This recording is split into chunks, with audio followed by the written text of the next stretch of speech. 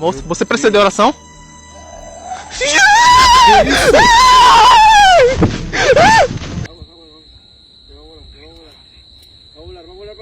Vuela pues, vuela por hasta el cielo, a ver, quiero que llegues hasta el cielo, vuela. Se está transformando, ahí va.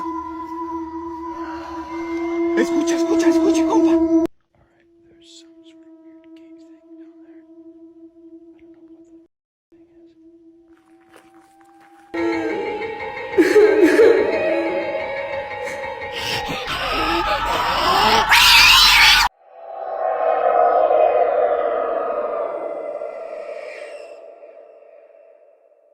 Julia Brown was a well-known voodoo practitioner and witch in her small town in Louisiana. People knew her for her charms and her curses, as well as the creepy songs that she would sing on her porch with her guitar. In her community, people would come to her and she would perform a number of different rituals for them. That was until people started to take advantage of her, so she started to get back at them. When they came to her, she would scare them by telling them predictions like they're gonna die soon or bad things were coming for them. Then the locals were like, "Hey, what's going on with her?" Close to her death, Julia started to act strange. She would constantly sing songs about her death and how she would get revenge on the town. One song that she would sing goes as so: "When I die, I take the whole town with me. When I die, I take the whole town." Not a very cheery and upbeat song if you ask me. In fact, no one knew what she was talking about until the day that she passed away.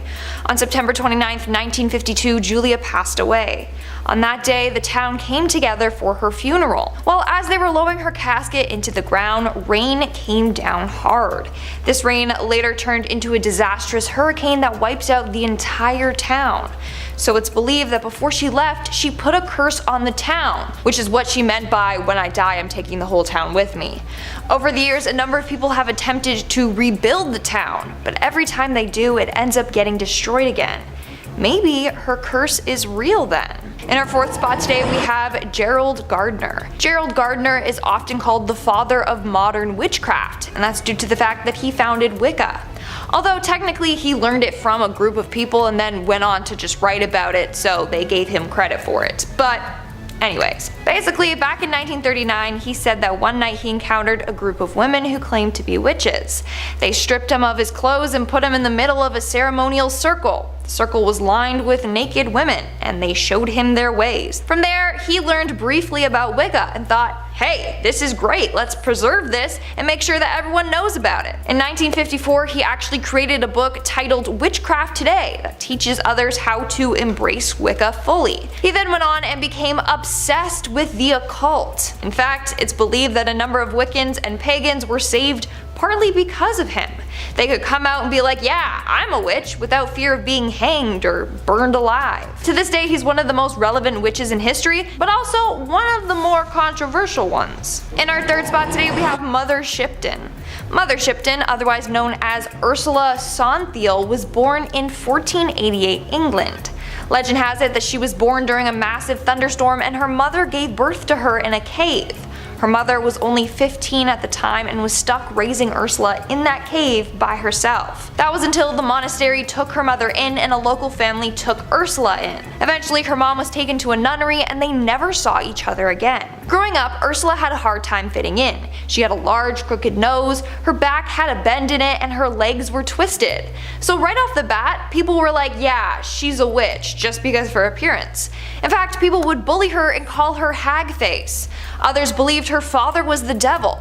It didn't help that her mom refused to tell anyone who the father of her child was. So people were like, yeah, for sure, her father's the devil. Not only that, she would spend a lot of time by the cave that she was born in. Now, how did she get the name Mother Shipton? Well, eventually she went on to marry a man named Tobias Shipton, and she took his last name. She eventually did partake in witchcraft and would make magical remedies for the sick. So people called her Mother Shipton because she was like a mother to all.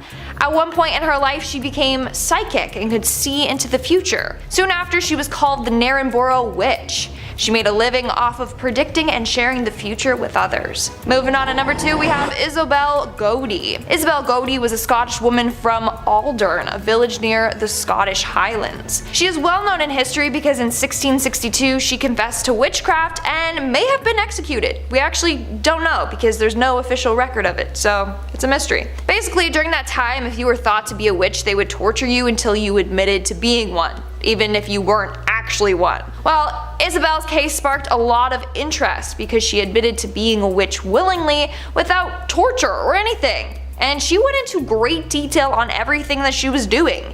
She gave 4 separate confessions given over a 6-week period. For example, she said she made a pact with the devil and had been engaging in intercourse with him. She also said that she was part of a coven and would cast spells on the community. She claimed she put a curse on some male authority figures who she felt victimized by. She also cursed her landlord for being a pervert and put one on the local church minister. Lastly, she also admitted that she had the ability to turn into animals and that she was interacting with fairies. Over the centuries, a number of people have analyzed Isabelle and have come up with some explanations for her actions. One is that she suffered from psychosis or hallucinations, whereas others think it was a ploy to get maybe a more lenient sentence. But of course, you still have the people who believe that she was an actual witch and did everything that she admitted to doing. And in our number 1 spot today, we have La Voisin. Catherine Montvoisin, or La Voisin, was a witch that lived in France in the mid-1600s. Her witchcraft mainly comprised of mixing and creating potions, poisons, and medicines. She also would tell people their fortunes and would hold black masses where people could come and make contact with the devil through her. It started off with her just providing palm readings and advice for people, but then she realized that her clients were mainly women who were coming to her with spousal problems. A number of them wanted their husband dead, so she started creating the potions to help them kill their husbands and gain fortune. Then things started to get darker and darker. She began practicing dark magic and witchcraft. This involved her leading a number of satanic rituals in the catacombs under her home. One time she even spilt the blood of an innocent victim as a sacrifice for the devil. Eventually, Catherine was arrested for practicing witchcraft and for being involved in a number of murders. She was publicly burned at the stake in 1680. Starting off this countdown, we have Tituba. Tituba is a pretty famous name when it comes to the Salem witch trials because she was the first woman to be accused of practicing witchcraft. So Tituba was a young slave who was under the order of a man named Samuel Parris. She was in charge of looking after his daughter and niece, among other things. Then in the early 1690s, several young girls all over town began acting strange, his daughter and niece included. The girls would contort their bodies, bark like dogs, and babble and cry hysterically, almost as if they were possessed. They also would complain of bruises and pinch marks appearing randomly on their body. So immediately, people thought that they had been cursed by a witch. When she was put in front of a court, at first she denied any involvement. But eventually she admitted to practicing witchcraft. She claimed that the devil came to her and bid her to serve him. She went on to tell this elaborate tale about seeing strange animals, like a hairy creature that walked on 2 legs with wings and a head like a woman. She also talked about a red cat and how she would ride on sticks, and was told by the devil to pinch these young girls. She also claimed that a big black dog came to her and told her to hurt the girls. Her testimony shocked and scared a lot of people, and we don't know if what she said was true or if she was just messing with the people in the court, playing into the whole witch stereotype, or if she really was practicing witchcraft and made a deal with the devil. In the end, she was sent to prison for a year. In 1693, some mysterious unknown individual freed her from jail, and after that, no one heard from her. In our 4th spot today, we have Agnes Samson. In the early 1590s, King James VI of Scotland started to fear witches. He blamed that witches could cast spells on Mother Nature and conjure up terrible storms. Well, as King James and his wife were sailing back to Scotland, they encountered 2 very dangerous storms. Immediately, he was like, "It was the witches, they're out to get me!" And then he was determined to get them. So he started a witch hunt. Of the 70 people accused of being witches, one of them was named Agnes Samson. She was a healer and midwife, but because she had these healing powers, people automatically assumed that she was an evil witch. In fact, growing up, her father taught her about the black arts. She also apparently could give predictions. So yes, she was a witch, but she was not an evil one. Well, eventually she was accused by a woman named Agnes Duncan. Basically, under torture, she confessed to being a witch and then gave the names of other witches. That's when Samson's name was brought up. She was then tortured as well, and her body was shaved and revealed a witch's mark. In the end, under torture, she confessed to being allies with Satan and said that she conspired to kill the king. She was later burned to death. Now it's said that the ghost of Agnes haunts the Palace of Holy Roadhouse. A number of people have seen her roaming around naked after she was stripped and tortured. Moving on to number 3, we have Malin Matsdotter. In July of 1676, Swedish widow Malin Matsdotter was reported for being a witch. She was reported by her own daughters. They claimed that their mom would abduct a number of children and use them for a number of dark rituals. She was accused during the largest witch trial in Swedish history, the Great Noise. Now, was Malin actually a witch, or were her daughters just looking to get rid of her? Well, sadly, we don't know for sure. She may have indeed been practicing witchcraft, but she wasn't going around abducting kids. That part was never proven. Anyways, when she was put in front of the court, she always maintained her innocence. Her partner, on the other hand, Anna Simon's daughter Hack, was also accused of being a witch and apologized for her wrongdoings. These two women were the last victims executed for being witches. Anna was decapitated, but for Malin, well, they decided to burn her at the stake. She was the only witch in Swedish history to have been burned alive. Rumor has it that just before she was burned alive, she cursed both her daughters for eternity and gave them over to the devil.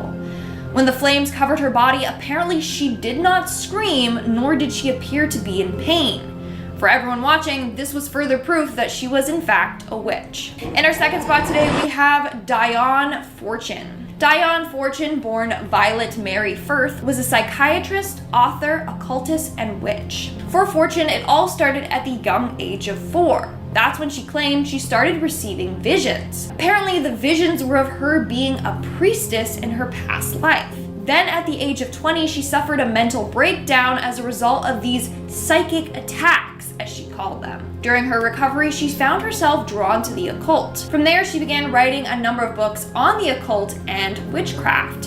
In 1924, she founded a fraternity for people interested in the craft. It was called the Fraternity of Inner Light.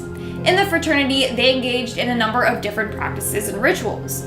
One was the initiation ritual, where the candidate was introduced to magic and witchcraft. The second was evocation, in which people would learn to harness the powers of witchcraft. Furthermore, Fortune was known for her involvement in the magical Battle of Britain. Basically, a number of British occultists joined together to help during World War II by using their magic. Shortly after the war ended, Fortune passed away. It's believed that her great effort in this battle caused her health to weaken and weaken. Nowadays, her influence is still strong for practitioners in the Wicca/witchcraft movement. And in our number 1 spot today, we have Marie Laveau. Although Marie Laveau described herself as a voodoo priestess, a number of people just referred to her as a witch. So Marie lived in New Orleans from 1794 to 1881, but not a lot is known about her life. What we do know is that she turned heads on the streets. Some were terrified of her, others basically bowed down to her. So it's said that the magic she practiced combined Catholic and African spiritual traditions. In fact, she was frequently called upon to help others. She would visit the sick in prisons, and at one point, the city called upon her for help with the yellow fever epidemic of the 1850s.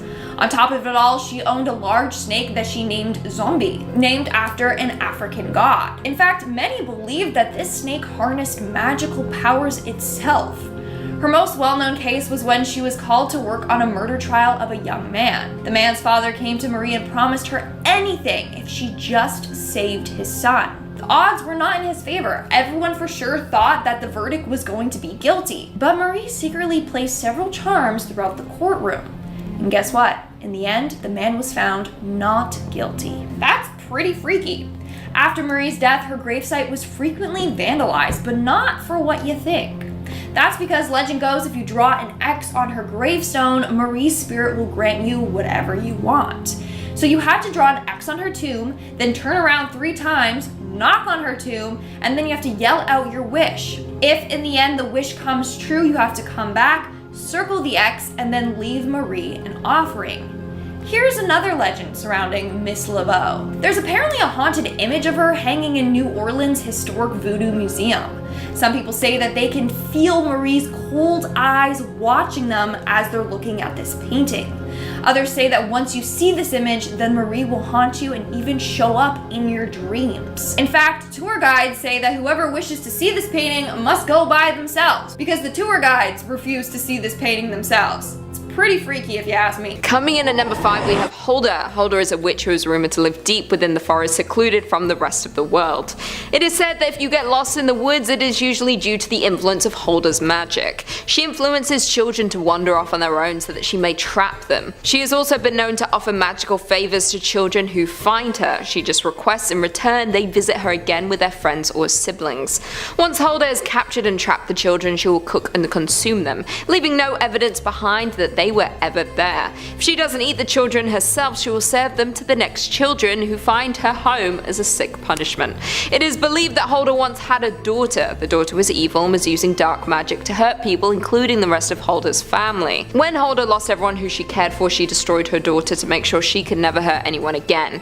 Since then, she has spent her days luring children to her and destroying them as she did her own daughter. So don't wander off if you're ever walking in the woods, and absolutely do not summon Hulda, or you might notice kids going missing around your neighborhood. Coming in at number 4 we have Agatha Harkness. Agatha is one of the original witches from Salem, though she was not caught. She started as one of the lower witches of her coven, but quickly rose in the ranks amongst her fellow witches. It is said that she practices dark magic. Her mother was once one of the greatest witches. She was confronted by the rest of her coven for practicing dark magic, something that was not allowed. They attempted to destroy her for her crimes, but they did not realize how strong her power was. They attempted to destroy her for her crimes, but they did not realize how strong her power was. She drained the power from every other witch in the coven, including her mother, making her the most powerful witch in Salem. It is said that since then she has continued to practice her dark magic, never encountering a witch as powerful or as cunning as she is. She is an evil witch who can manipulate the minds of those around her to commit horrible acts.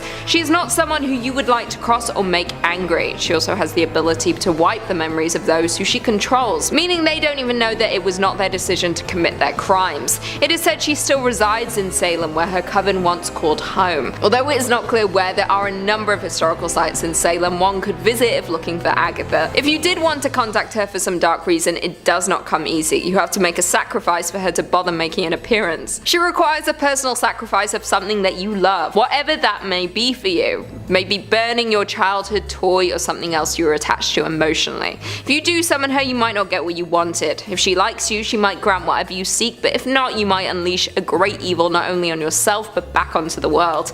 I think it would be best for everyone that we leave Agatha to whatever realm she is currently hiding in. Coming in at number 2 we have Sally the Dunstable Witch. The story of Sally came from the late 19th century about an elderly woman who lived in Dunstable, Bedfordshire. She was allegedly a little old lady living alone with her cat. When perhaps out of boredom or being fed up with her life, she turned to the dark arts. Allegedly, the town found out about her practicing dark magic. They stormed her house and pulled her into the town square. They proceeded to burn her at the stake. But Sally had planned for this. Somehow, she found a way to survive the burning and took a new form. As she burned, she cursed the village and promised to get revenge. On her return, she was plaguing the church, performing her magic to make the village believe the devil was among them. Scared, they called in an exorcist. He discovered Sally and her magic. It is said that he backed her into a corner and was able to trap her. Once trapped, they buried her in the graveyard. It is said that they gave her grave a peephole, as they always wanted to tell that she was still in there. The townspeople were terrified she would once again return to terrorize them. She is still used as a tale to this day to get the children to behave, saying if they didn't, she might return. Maybe if you found her grave, you could peer in to see if she is still trapped, or maybe she's already escaped. And finally, in at number 1 we have Guahona. The Guahona Gwahona is a creature in Cantabrian legend resembling a disfigured human female. She is thought to resemble one of the many forms of witches and hags of medieval Europe. She is covered from head to toe in an old thin black cloak. Her hands and feet are gnarled legs, her face is yellow and consumed by rough and hairy warts, her eyes are tiny and bright as stars. Her aquiline nose and mouth contain a single black razor-sharp teeth, which extends long enough to be under her chin and used to suck blood. The creature only appears at night. It is unknown where she is meant to sleep during the day, although it is suspected to be hiding underground. Gwahona invades homes without getting noticed and walks silently towards healthy young children to suck their blood in their sleep by sticking her tooth into their veins. She does not kill them, instead leaving them almost bloodless, so when they wake up in the morning they will be tired, pale and discolored, so looking like me. Gwahona also attacks adults. Why do all witches seem to hate children? It seems if you summon any of these witches you'll be putting children in danger. Being drained of all your blood does not sound like a nice way to die. Nope. Starting off this countdown, we have the Wabanaki Ghost Witch. This is a terrifying witch that scared Native American tribes for centuries. According to their legend, this witch was one who practiced evil magic when they were alive, and when they died, they came back to life as an undead monster. Its name is Skadigamooch, and it craves human flesh and blood. The worst part, if it's coming for you, there's no stopping it. It will kill and devour any and everything that gets in its way. Now, during the day, this witch appears as an inactive human corpse, but as soon as night falls, the corpse comes to life and goes off searching for prey. In fact, it moves fairly quickly. It can transform itself into a ball of light and wisp around fast looking for someone to snack on. Once it finds its victim, it attacks from above, so you literally can't even see it coming. The legend also tells the story of one time this witch attacking a whole group of hunters and warriors. They were out spending the night in the forest when they were all attacked and killed one by this witch. I mean, it normally prefers to attack individuals who are on their own, but in this case, it must have been fairly hungry because it just devoured that whole group of men with ease. The only way to kill this witch is to burn her body right after she dies, or else she will come back to life and make your life a living hell. Coming in at number 4, we have Gilla. In Iceland, during the Christmas holidays, children have to watch themselves if they've been naughty that year. They don't find lumps of coal in their stocking. No, they run the risk of getting eaten by a nasty witch named Gilla. Gilla is depicted as a troll-like witch that lives in the mountains of Iceland. She has the ability to sense misbehaving children, and then she keeps note of all the kids who have wronged. Some depictions of her have her with hooves and 13 to 15 tails. Other depictions have her with nasty dirty nails, ears that droop to her chin, and eyes at the back of her head. Also, she's massive. You definitely don't want to get on her bad side. Did I mention that she likes stew? Stew, of course. That's where she puts the naughty children and then eats them right up. I should also mention that Gilla has been married 3 times. In total, she has 72 children. 72 children that she can send after you if you ever do her wrong. Some of these children are said to be murderers, others are said to be pranksters. With her most recent husband, she had 13 children who are called the Yule Men. They're kind of like the dwarves from Snow White, except they're evil. So the Yule Men are all gnome-like creatures that go around torturing households in their own way. They are named accordingly. For example, you have Spoon Licker that will go around licking all your spoons. Then when you go to use the spoon, you get a nasty taste in your mouth. Or you have Window Peeper. He likes to lurk outside your windows and then just watch you do stuff, you know? Sometimes he will even steal the stuff he sees. On the 13 days leading up to Christmas, these Yule lads will visit families one by one. Oh, you thought that was all? No, think again. Gilla also works alongside the Yule Cat. The Yule Cat is this monstrous beast that is said to tower above even the tallest houses. On Christmas Eve, she goes around eating So not only do you have to worry about Gilla, but you have to worry about her evil kids and her vicious cat that she can send after you as well. Moving on to number 3, we have Nailbot. In 1990s, families in Bangalore were worried after hearing a story about a scary witch named Nailbot. Story goes that one night a family was about to go to bed when they heard the sound of one of their family members' voice coming from outside. The father of the house opened the door about to welcome them in, but when he did, to his horrors, it was not his relative. Standing before him was an old woman, but before he could even say anything, this woman attacked him and instantly killed him. The next day, something similar happened to another family. It was late at night, they were about to go to bed when they heard a familiar voice outside. This time, the old woman attacked and killed the man with her nasty sharp nails. After a number of deaths in the village, everyone got spooked. They thought this was the works of a serial killer, but no, it was indeed something much worse. It was the work of this evil witch. And some believe the story to be true, and are fearful that they too will fall victim to her. In order to avoid encountering her, people would write Nailbot on the door, which means come tomorrow. The witch would then see the sign and come again tomorrow to try and kill you. But as long as the words were still written on the door, you were safe for her. You know, like she'd come, oh, I'll come again tomorrow. Oh, okay, I'll come again tomorrow. You know, just, you get it. If not, she will try to trick you into opening your door for her, and then bam, you're dead. In our second spot today we have La Lechuza. This is a popular witch in Mexican folklore. Legend goes that Lechuza was a woman that was caught practicing dark magic. The townsfolk were horrified and as a result had her killed. But Lechuza never fully died. She came back, taking form as a creepy bird lady, and promised she would seek revenge on the town. Now, she is a shapeshifter. She has the ability to look like a normal woman during the day, and then as a huge bird with a human's face during the night. I mean, her name literally means owl in English. So she's just this terrifying owl lady that likes to kill innocent people. In some stories, she is described as being 7 foot tall with a wingspan of 15 feet. She flies through the night hunting her prey. She often will perch on a tree branch and just watch from above. If you hear a bird screech at night, this is a bad omen.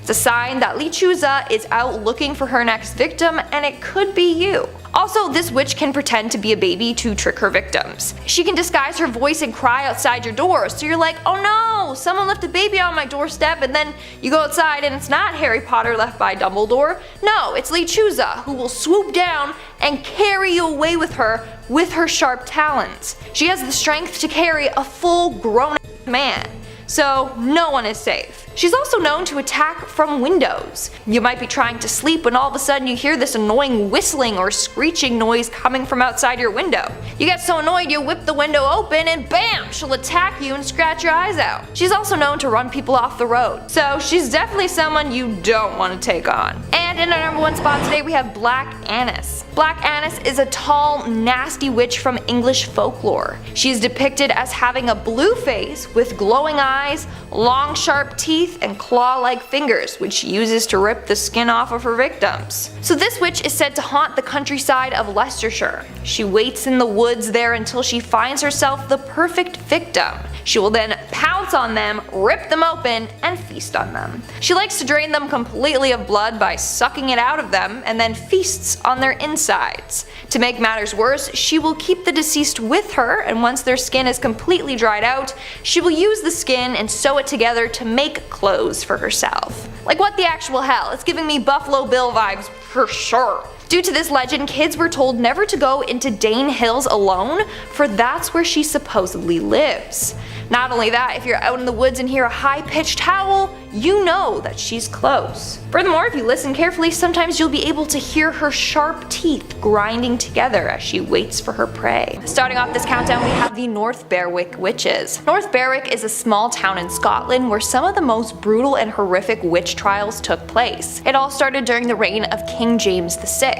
While on his way to get his new bride in 1589, he encountered a series of disastrous storms. In fact, the storms were so bad that he was forced to head back home. He immediately thought that the storms were the work of witches. It didn't help that back then a rumor had started that a witch had sailed out on the River Forth to conjure up some storms. So from then on, King James was dead set on finding these witches. In fact, 70 to 200 women were accused of being witches. Most of them were tortured and then executed. Now, apparently during these trials, he did come across a number of women that admitted to being witches. They claimed that they had all made deals with the devil and were now under his command. They also claimed that they would use one of the churches there to hold their covens. They even said that this was the place where they had summoned the devil himself. In fact, this church was located right on the seafront, so James was like, aha! The perfect place to conjure up storms, all of you are guilty. As a result, these witches were strangled and then burnt at the stake. In our 4th spot today we have Sabrina Spellman. Although she's a fictional character, Sabrina still deserves a spot on today's list. Without too many spoilers, the show The Chilling Adventures of Sabrina is about Sabrina, a teenage witch who on her 16th birthday has to sign her name in the Book of the Beast. Upon doing so, she makes a deal with Satan. She basically gives herself to him in exchange for magical powers. At first, Sabrina refused to do so because she didn't want to give up her mortal life, but later on she was forced into doing it in order to stop a number of evil forces that were murdering many of the townsfolk. Once she signed the book, she is forced to do Satan's bidding. She has to basically bow down to him and do whatever he instructs her to do. In return, Sabrina's magic became even stronger. In fact, she became the 4th witch in all of history to summon demonic blue hellfire, which was then used in order to fight off the Greendale 13. And for her to do that as a relatively new witch is very impressive. Later on in the show, we also realize that Miss Wardwell is evil and is using Sabrina so she can become the Queen of Hell. Sabrina's destiny took a dark shift as soon as she made a deal with the Dark Lord. Although all the witches in the series have signed this book, the Dark Lord specifically needed Sabrina to sign it. Her destiny is far more different than the other witches in the show. Have you guys watched the show? Let me know in the comments below. Honestly, I did, but after season 2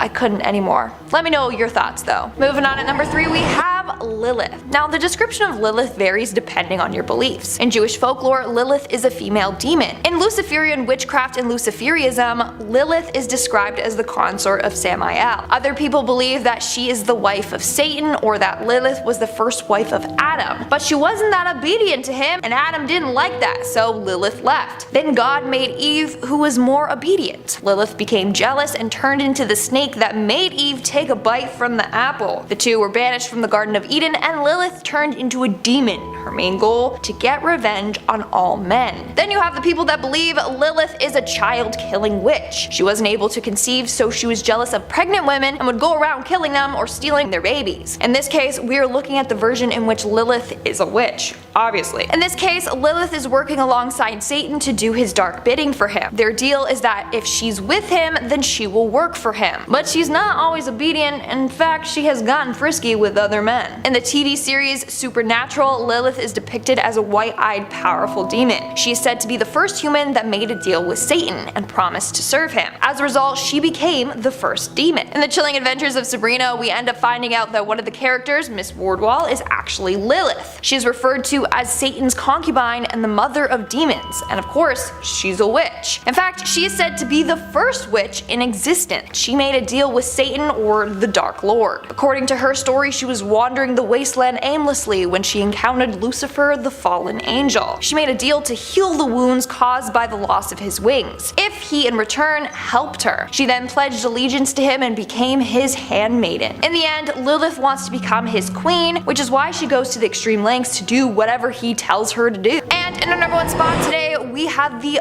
Bo'ness Witches. In 1679 in Bo'ness, Scotland, a number of women were accused of being witches. These women were Annabelle Thompson, Margaret Pringle, Margaret Hamilton, Bessie Yicker, and another woman named Margaret Hamilton. Now during this time, the hype and fear of witches was dying down. So people were shocked that out of nowhere 5 women were being accused. But rumor has it these women had renounced their baptisms and had been in contact with the devil on a number of occasions. They apparently had eaten, drank, danced, and had intercourse with the devil. Annabelle Thompson even admitted that she had made a deal with the devil for a better life. She had been widowed twice, and so she turned to the devil for help, and in return she would be loyal to him. She then invited the other women to come over and do all these things with the devil with her. The women then apparently formed a demonic pact with each other and Satan. One of the Margaret Hamiltons also admitted that she had met the devil. She claimed that the devil came to her in the form of a black dog, and she said that she was his servant for 3 decades already. And another was accused of using her witch magic to help get wealth. As a result, all the witches were found guilty and were strangled at the stake before being burned to ashes. Coming in at number 5, we have Frapercher. This is a terrifying Christmas witch. Christmas is usually a time of togetherness, happiness, celebrations, and lots of food, right? Well, in Austrian and Bavarian tradition, people have a little bit more to fear. Everyone has heard of Krampus, the half-goat, half-demon that punishes misbehaved children at Christmas, but few have heard of the ruthless famous Frapercher. This old hag is not to be underestimated. Perchter is often depicted as a crone with an iron-beaked nose, dressed in rags and sometimes carrying a cane. The other thing she carries is a bit more sinister, a massive knife hidden under her skirt, and she certainly loves to use it. You don't get the nickname Belly Slicer for no reason. Legends say that the witch punishes bad children and rewards the good. Sounds a bit like Santa Claus, however a lump of coal sure beats what her punishment entails. Frapercher apparently hates children who are dishonest and will scrape their tongues if they lie. Unfortunately, being an adult won't save you from the Christmas witch. Frapercher has a thing about domestic cleanliness and will punish women if their homes aren't clean enough. Ladies also feel her wrath if they leave their flax unspun, but the punishment doesn't seem to fit the crime. By the 12th night, or January 6th, if your home is messy, your flax left unspun, and you didn't leave out a bowl of porridge for her, Frapercher will slice open your belly with her long knife, remove your organs and fill your insides with rocks and straw. So if you want to avoid being disemboweled by Frapercher, maybe skip out on summoning her this Christmas. Coming in at number 4 we have Isabelle Gy. Isabelle Gy is a Scottish woman made famous for her extremely detailed confession of witchcraft in 1662. Unlike many other women at the time, she was not tortured for her testimony and willingly gave it on her own volition. Her confession apparently provides one of the more comprehensive looks into European witchcraft folklore at the end of the era of witch hunts. As a result, she was tried and allegedly executed. In her famous confessions that took place over several weeks, Isabelle Gy spoke about the time she encountered the devil, who she described as having cloven-hoofed feet. She admitted to being in service to the devil, also claiming to have slept with him. Gy spoke in great detail about her coven's activities, like their abilities to shapeshift into animals. She detailed the different charms and chants she would use, and also said she was once entertained by the Queen of Fairies in her home. The details surrounding her execution are muddied at best. There's speculation that she was strangled and burned, while others say she was most likely beheaded. Coming in at number 3 we have Jenny Greenteeth. Straight from English folklore is Jenny Greenteeth, a bit of a Party City looking witch if you ask me, but she's not someone to cross. This witch has a myriad of different names like Wicked Jenny or Ginny Greenteeth, but her MO is all the same.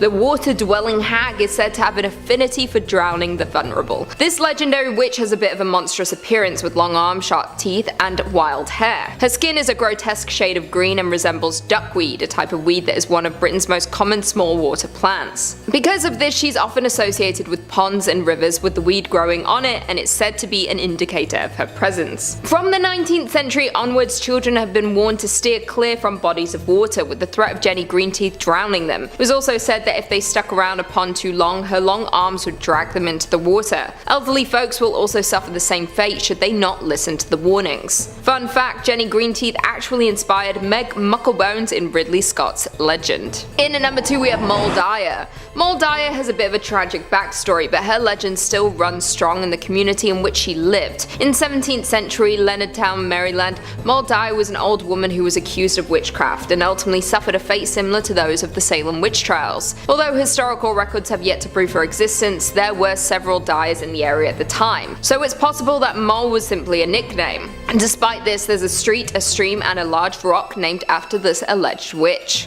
Legend goes that Moll Dyer was an old hag who lived a semi-isolated life on the edge of town. The townspeople feared her, and the ambiguity of her origin sparked a flurry of rumours. Some believed that she had killed her husband and was on the run, and others believed she was driven out of her previous hometown. There was speculation that she was a healer, and after a series of misfortunes plagued the town, Moll Dyer was blamed and labelled as a witch. On a freezing winter night, the townspeople gathered outside of her home with torches and pitchforks in tow, setting fire to the ramshackle home. Moll Dyer narrowly escaped the angry mob and took off deeper into the woods. Several days later, her body was discovered frozen solid on top of a large boulder, with one hand stretched out to the heavens as if cursing her tormentors.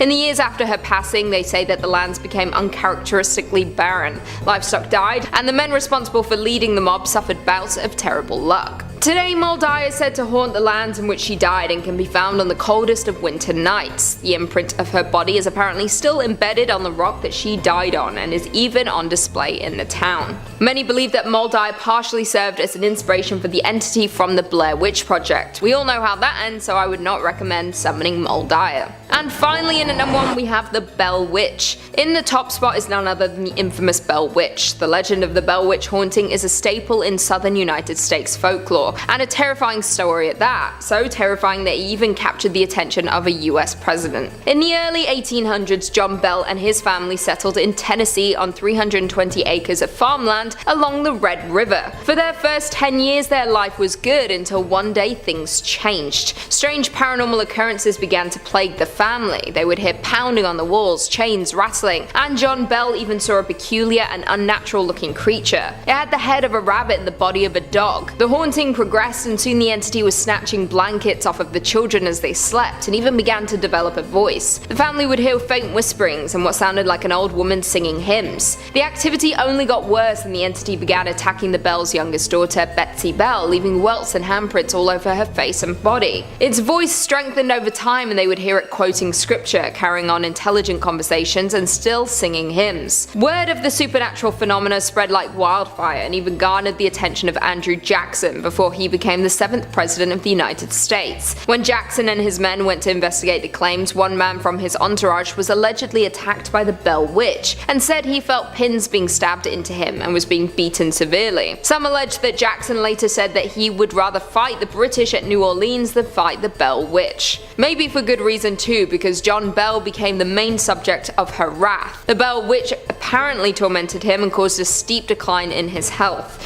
John Bell eventually died and the witch took responsibility, claiming she had poisoned him. The Bell Witch is said to still haunt the property today and is regarded as one of the most famous pieces of southern lore. Coming in at number 5 we have Baba Yaga. In Slavic folklore, Baba Yaga is a witch who appears as a deformed or ferocious looking old woman. In Slavic culture, Baba Yaga lived in a hut usually described as standing on chicken legs. Baba Yaga may help or hinder those that encounter or seek her out. If she decided that she does not like you or wants to help your cause, you would meet a violent end. Baba is an ogress who steals, cooks, and eats her victims, usually children. She once lived in a hut surrounded by human skulls and a spike as to warn off those who might try to approach her.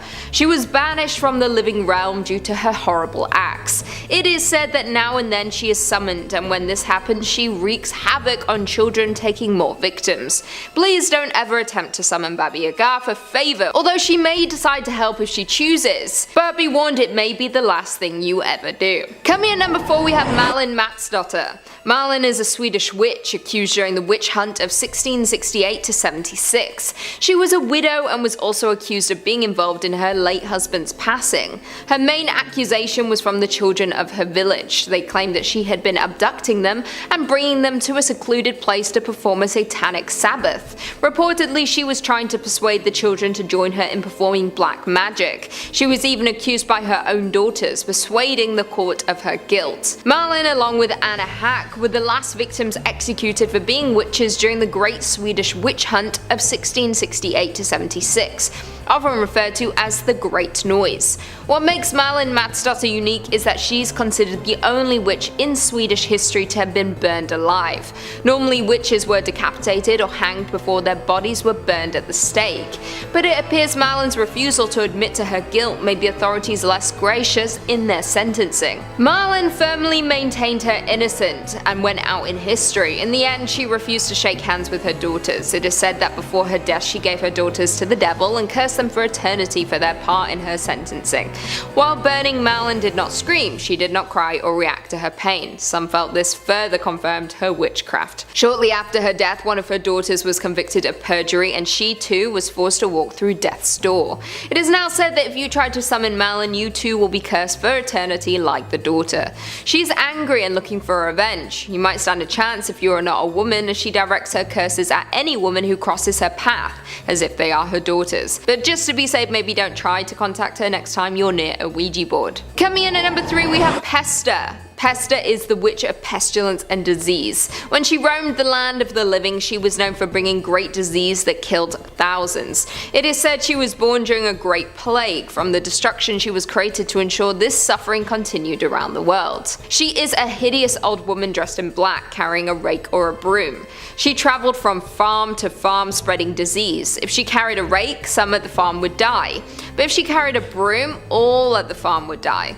The Black Plague was first brought to the northern countries via a ghost ship. In 1349, a ship carrying wool set forth from England headed north, but before the ship reached its destination, one by one, they started to get sick and die. Any attempts to quarantine the sick failed. The ship should have sunk or stayed lost at sea, but it is believed that Pesta guided the ship to shore and it reached Bergen harbour in Norway. I've been there. Rats and fleas on board which carried the plague made their way into the country. The Black Death then spread to Sweden and then into Russia in 1351. This plague was so deadly it killed a third of Denmark's population and half of the people in Norway. It is said that if you did try to summon her, she would bring with her a great plague. Maybe someone was messing around with her in December of 2019. If so, please never do that again. Coming in at number 2 we have Vet. Vet, also known as Mare, is a young woman who would bring bad dreams to people by sitting on them while they slept. She causes sleep paralysis in her victims. Mare often appears in Germanic folklore. She takes many different shapes and sizes. The tale of the Mare might be connected to old hag syndrome. You wake up and you can't move. You feel an immense amount of pressure on your chest that makes it difficult to breathe. And you can sense or see someone is in the room with you. It can be a frightening experience. For years, people have taken this experience as a physical encounter with a ghost because when it happens, you are fully awake. You can see, hear, smell, and feel. So it feels like someone or something is holding you down. In essence, you are paralyzed. As well as this, when a person wakes too quickly, hallucinations can occur. This explains the smaller percentage of people who report seeing Vet rather than being paralyzed by her. Vet has a good connection with the mortal world. Some say she has somehow found a way to invade our nightmares, as this is when we are most vulnerable. It does not take much to invite her into your mind, so you need to be careful to not think or speak of Vet. Her attack is terrifying, as there is nothing you can do once she has her hands on you. Once she has you, she can hold onto your mind for years, so avoid her at all costs. And finally, in at number 1, we have Sarah Good. Sarah Good is world famous for being the first witch to be killed in the Salem witch trials. It all started on March 1st, 1692, when Sarah Good was charged with witchcraft along with Sarah Osborne and Tituba. Sarah Good was an easy target for witchcraft. She was a beggar, almost at the very bottom of the social ladder. When Sarah Good was charged, she was a complete wreck. Because of all the stress when she was charged at the age of 38, she looked as if she was 70 years old. To top it all off, she was pregnant and also had a 4.5-year-old daughter named Dorcas Good. She gave birth to the infant she was pregnant with in jail. Sarah Good's trial was not successful. The verdict was decided before the trial. She was a witch. Many people testified against Sarah Good, including her husband and her daughter, Dorcas Good. During her trial, she said that she was muttering psalms to herself. Unfortunately, she could not come up with any of the psalms during the trial, something that was too much of a coincidence. She also never attended church. Even the most trusting Congregationalists would find that a bit odd.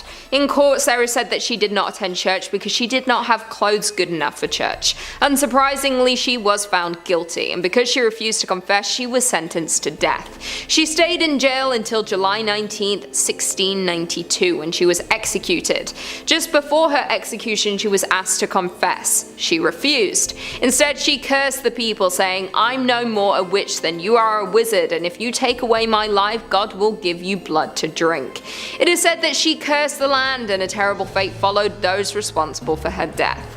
It is said that those who have tried to summon her over the years have been cursed to either have dreadful luck in their life or meet a tragic end. Starting off this countdown, we have Gerald Gardner. Now, not only was this guy a witch, but he actually used his witchy powers to conjure up a potion that would transform him into a werewolf whenever he so pleased. That's right, he was a witch and a werewolf. In October of 1572 France, that's when Garnier killed his first victim as a werewolf. He grabbed the poor girl and dragged her into a vineyard. He then proceeded to tear the flesh off of her bones with his teeth and eat it. But he was still not satisfied after, so he went and ate another victim. He struck again the following month. He took on his werewolf form and attacked a man and ate his stomach. This kept going on and on until someone caught him. Well, actually, they didn't really know it was him at first, but they claimed that they saw some weird man-like beast crouching over and eating one of the victims. That's when the authorities were like, "Oh shit, there's a werewolf on the loose," and Then they were out looking for this weird werewolf man. While they were out looking for him, people kept going missing like crazy, and eventually he was caught. One evening, a group of workers were traveling across towns when they spotted the werewolf man. As they got closer, they saw it was Garnier and obviously reported his ass to the authorities. At trial, he confessed to having stalked and murdered at least 4 individuals, but the number was indeed higher. In the end, he was found guilty of witchcraft and lycanthropy, and he was burned at the stake. Moving on to number 4, we have Lassis Bergo. Lassis Bergo was an alleged Swedish witch back in the 1500s. In fact, she was the first woman executed for witchcraft in Sweden. Story goes that one night her and 2 men met up at a churchyard cemetery with plans to resurrect people from the dead using their witchy powers. When they arrived at the church, Lassis used her powers to open the church doors. This involved her circling the place 3 times and then blowing into the keyhole. Magically it opened for them and they entered. While in the church, they were looking for a stole. You know, the scarf type pieces of cloth that are worn by priests? That was needed in order to complete the ritual. After finally finding it, she renounced God and swore herself to the devil. Somehow, people found out that the 3 had attempted to resurrect the dead and reported them. Lassis was decapitated for being a witch, whereas the other 2 men were just fined. That's rough, man. That's rough.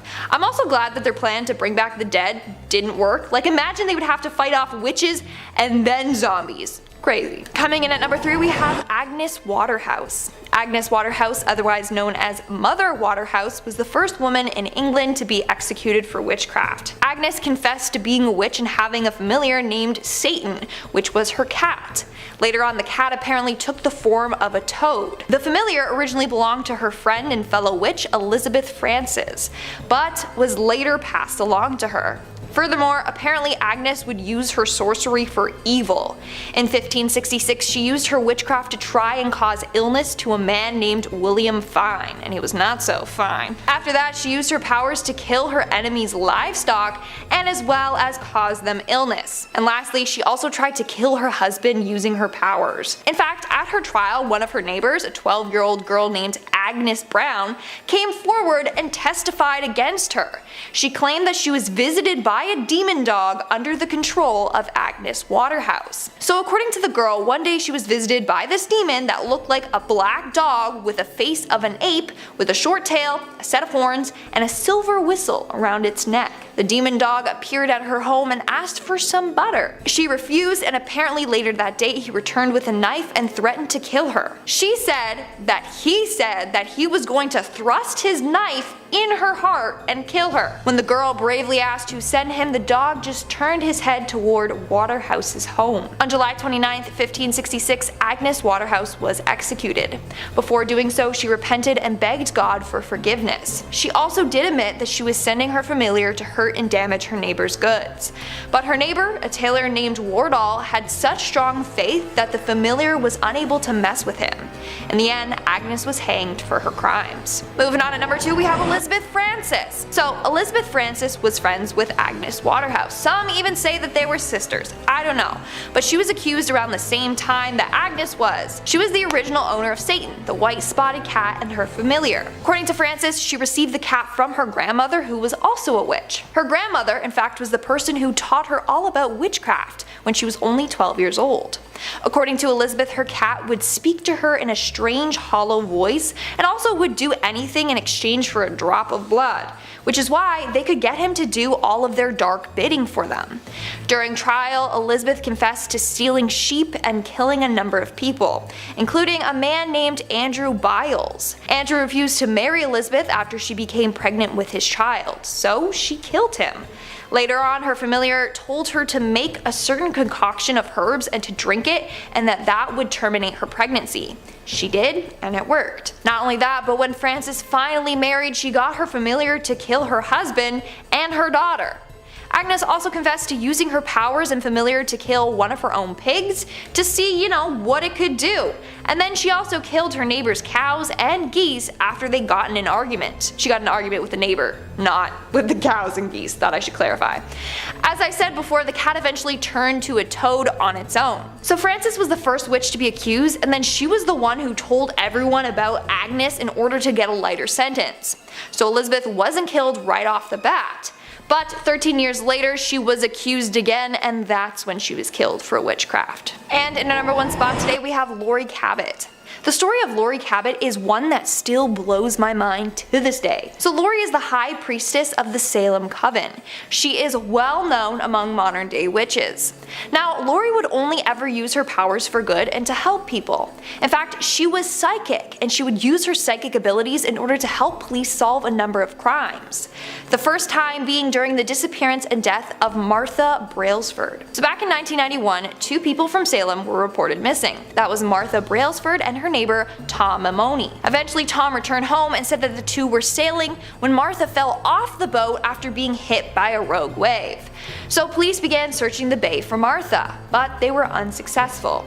That's when one of the investigators who knew about Laurie and her abilities reached out to her for her help. Using just Martha's name, location, and birth, she was able to tune in and locate her. Laurie then said she got visions of Tom trying to make advances on Martha, but Martha was not into it. When she rejected him, he dragged her to the side of the boat and struck her head. He then put weights on her hips and attached an anchor to her feet and tossed her overboard. She even saw exactly where in the water Martha was. And guess what? She was right about all of that. A local fisherman ended up finding her body in the location that Laurie had said, and Martha did indeed have anchors and weights attached to her body. When Martha's body was located, Tom fled, and so Laurie was once again asked for help, but this time locating Tom. She once again tuned in and got a vision of Tom in a cabin, and got a vibe he was on his way to cross into Canada.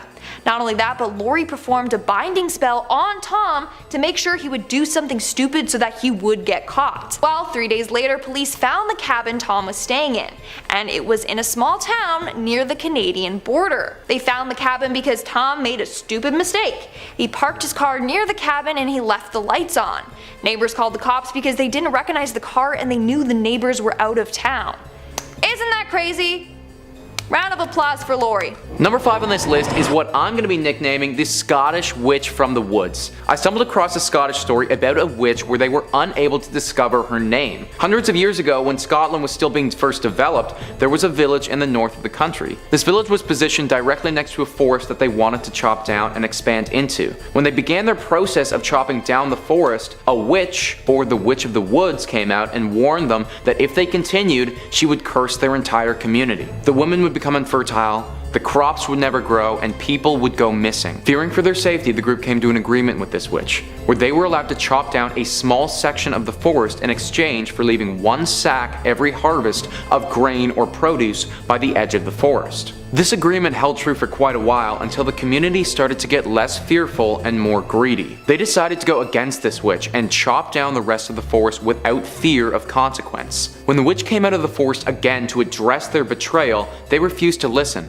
and they hung her immediately. Right before she was executed though, she said that the new price was 3 bags of grain. This fell on deaf ears though, except for one fearful farmer that decided to heed the warning for a little while. The community went on thriving until once again that farmer's fear was replaced with greed. He stopped delivering the grain, and that very same day his youngest daughter went missing. The community looked everywhere, but nobody could find her until somebody checked the mill. Through the bricks and all over the walls, blood started dripping down to the ground, and they knew exactly where his daughter went. That mill has since been torn down, but it was replaced with a silo, and to this day, the locals in that area still think that that silo is haunted by the Scottish Witch in the Woods. Number 4 on this list goes to the Paisley Witches. The Paisley Witches are actually nicknamed after the town of Paisley in Scotland, where these witches were based. Christian Shaw was an 11-year-old girl who was the daughter of a higher up in the Scottish community. It was this 11-year-old girl who fell victim to the curse of several witches. It started with a deep sickness that manufactured itself like any other: fevers, chills, exhaustion. But some reports say that it became much more than that. The story goes that Shaw on one occasion levitated from her bed, and on another occasion started chanting some deep curse. It was clear to everybody involved, including Shaw, that some form of Scottish witchcraft was afoot. foot. Now she made it evident that she believed multiple witches were involved in causing her ailment, 7 of them in fact. A trial was held for these witches where it was discovered that they all had the witch's mark, or the devil's mark as some like to call it, on their bodies. After this evidence came to light, the jury's decision was easy and all of the witches were sentenced to death. Now this story was a long time ago, and it's hard to know for certain whether these individuals had anything to do with Shaw's ailment and witchcraft, or if they were wrongly accused, tried improperly, and the story has been exaggerated over time, which frankly is not unlike other potential witch stories during this period. The only thing that we can say for certain though is that the people back then and the 11-year-old Christian Shaw believed wholeheartedly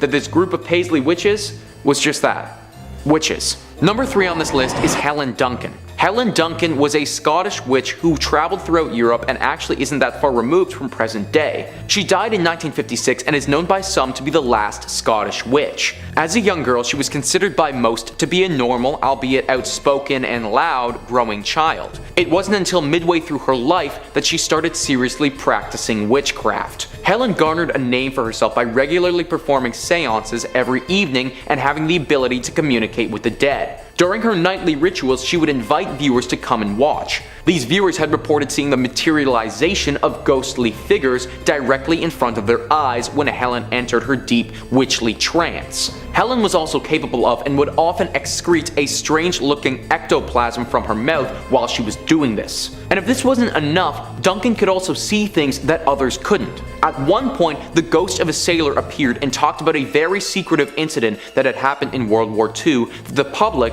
or Helen Duncan, couldn't have possibly known about. After hearing this information, the authorities realized that they couldn't have Duncan revealing any important state secrets about the war and arrested her for witchcraft immediately. It was revealed during her trial that some of her witchy ways were not what people were led to believe though. Like her ectoplasm was simply the regurgitation of a cheesecloth made to look like some type of ghostly substance. Even though some of her abilities were proven to be fraudulent, it still doesn't explain how she was able to accurately predict or say the things that she couldn't have possibly known. Helen Duncan didn't use any of her abilities to harm anyone, but the capability to potentially talk to the dead, it's still very chilling. Number 2 on this list is Thomas Weir and his sister Griselle. What makes Thomas and his sister so scary is that nobody expected them to be involved in witchcraft at all. Up until the end of his life, Thomas was known by most to be a nice man of the community held in high esteem. However, nearing the end of his life, Thomas came clean about who he really was, telling the entire community during a religious service that he and his sister had been performing witchcraft for years, going into deep detail about how they had consistent communication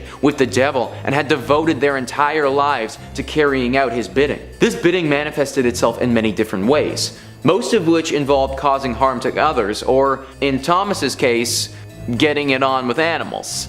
Yeah. He was a weird dude. At first the community barely believed him, but after the sister came out and corroborated his story in detail as well, they started piecing it together.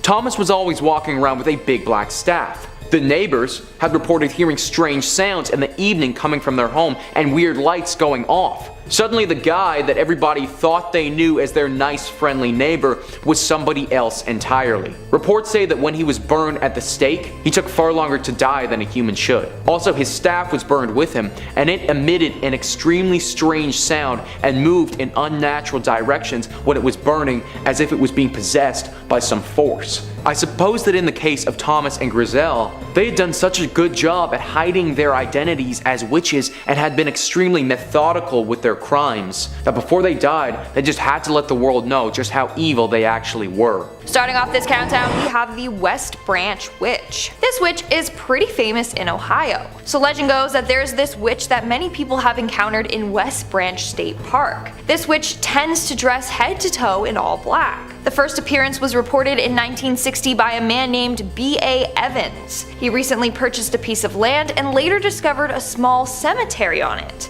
The cemetery contained 7 gravestones surrounded by a 40-inch wall. The gravestones are apparently from a family named the Elliots. Now, the headstone that gets the most attention is that of Clemenza. Clemenza was apparently killed by a group of townspeople after being accused of being a witch. As a result, she was pressed to death. A wooden board was placed on her, and then on top was piled with stones until, her body was crushed by the weight. To this day, her grave is marked by a pile of stones that rests on top of it. Now it's said that she haunts the graveyard and the surrounding area. In fact, on her graveyard is a curse that says, and I quote, "Remember youth as you pass by. As you are now, so once was I. As I am now, so must you be.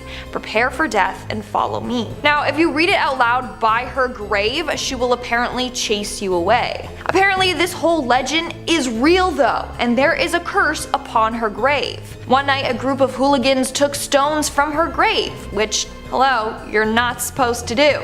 Well, on the car ride home, they got into a deadly car accident and everyone in the car died except for one boy. That was the one boy who didn't take a stone from her grave. Had he done so, he wouldn't be here today.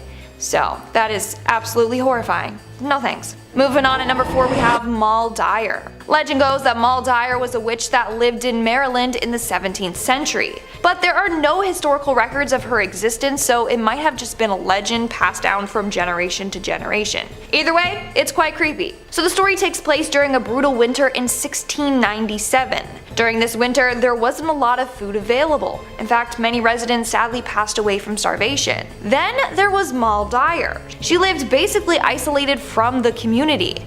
Some say she wanted it that way since she was on the run after killing her husband. Well, one cold winter night, a group of vigilantes were like, let's just take her down. So they burnt her house down and chased her around with pitchforks, calling her a witch. Moll did manage to escape, but kept running until she fell upon a large boulder. She ultimately froze to death on that boulder. Several days later, a young boy found her corpse. Her body was frozen with one of her hands on the boulder, the other outstretched up towards the sky. Some say she froze to death, putting a curse on her tormentors and the town. What's scary is that the rock that she died on is still on display in this town.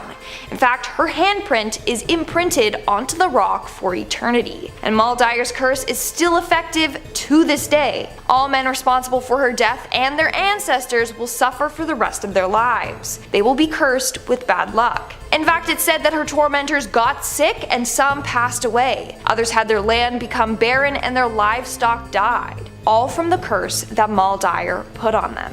In our third spot today, we have the Aswang. A subscriber actually brought this next witch to my attention, so I thought I would include it in today's video, and hopefully I pronounced the name right, okay? So this witch is a shape-shifting evil spirit. It's not just a witch though. It can also transform itself into a vampire, a werebeast, and a ghoul. But unlike normal vampires, this creature can go out during the day and they aren't harmed by the sunlight, and they don't also sparkle. During the day though, they are often seen with bloodshot eyes because they just spent the entire night searching for houses that are holding wakes so that they can then go in and then steal the bodies and then eat them.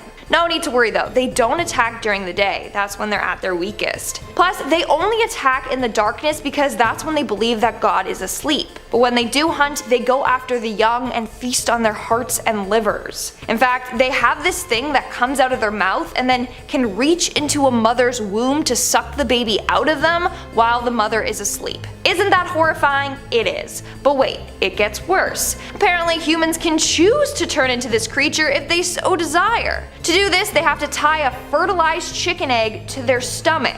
The chick will then pass through their flesh, and once this happens, they have to bury the shell in a bamboo tube with coconut oil and chicken poop. After that is all complete, they will gain the powers of this monster. And it sounds like I just made that all up, but I swear that's part of the legend. What's horrifying is that this witch moves quickly and silently. They are super tiny so that they can hide behind things with ease, so you'll never be able to hear or see them coming. Now, these witches are said to be extremely wicked. If you ever cross one, they'll make sure you will pay. They'll put a curse on you so that bones or insects will come out of your bodily orifices. Like imagine just sitting there and then all of a sudden a spider crawls out of your eye or you start coughing up bones. Yeah, no thank you. That's why these witches are so highly feared. And in our number 1 spot today, we have the Chatapee. The Chatapee is this creepy witch/vampire creature from India. Legend goes that this creature is formed after a woman passes away during childbirth or after a woman takes their own life. You know the succubus demon? The demon that presents itself to men during sleep and tries to have their way with them and then can kill them? Well, this is the Indian equivalent to the succubus demon. This witch rides on a tiger during the night. She then sneaks into your home without disturbing anyone and attacks men in their sleep. She will then suck the life out of them through their toes. Yeah, you heard me, their toes. I don't know why she wants those hairy stinky things near her face. Don't ask me. Anyways, some versions of this legend say that she has the power to change her form. She can transform into a tiger with all tiger features except one human leg. She also has hypnotic powers. She can cast a spell on the entire household so that everyone is in a trance-like state and won't wake up upon her entering. That's how she can come and go with ease. Now, this witch is so powerful that she can come after the strongest of men. And just like the succubus demon, she won't kill the man in one night. So she will revisit the house over and over again, slowly draining the life out of the man. She draws out his death, with the men falling weaker and weaker and not knowing what's causing it. Eventually he will grow so sick and pass away, and no one will know that this witch was to blame.